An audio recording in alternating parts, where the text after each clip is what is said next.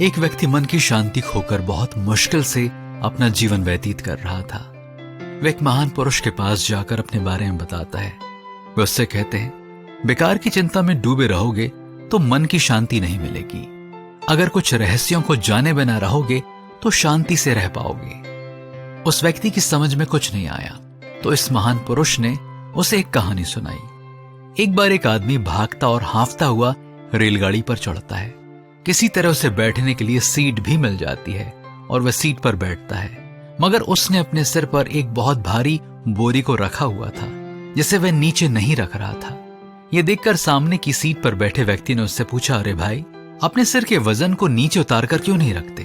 उस व्यक्ति ने उत्तर दिया, नहीं भाई साहब, रेलगाड़ी को केवल मेरा ही भार ढोने दो, मैं अपने सिर का भार स्वयं ही ढो लूंगा। कहानी समाप्त होते ही उस व्यक्ति ने हंसते हुए कहा, वह आदमी बहुत बड़ा मूर्ख है, बोरी को नीचे उतार कर रख देता और रेलगाड़ी से उतरते समय फिर सिर पर उठा लेता। पर ऐसा मूर्ख कौन है? महापुरुष ने कहा, वह मूर्ख तुम ही हो। जिंदगी एक रेलगाड़ी की भांति है।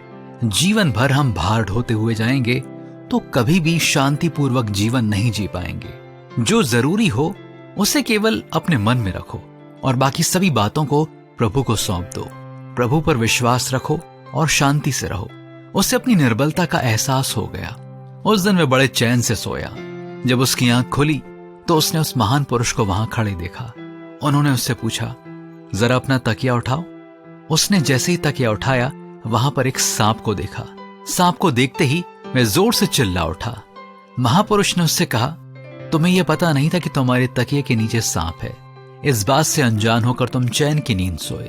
कल की बातों को कल के लिए छोड़ दो। उसे जानने की कोशिश में अपनी चिंताओं को मत बढ़ाओ, तभी तुम शांतिपूर्ण जीवन व्यतीत कर सकते हो। उस व्यक्ति ने धन्यवाद किया और वहां से चल पड़ा। यदि आज से आप शांति में जीवन व्यतीत करना चाहते हैं तो भजन संहिता 55 22वें पद को अपने हृदय में बसा लें और उसी के अनुसार चलें। अपना बोझ यहोवा पर डाल दे, वह धर्मी को कभी टलने ना देगा।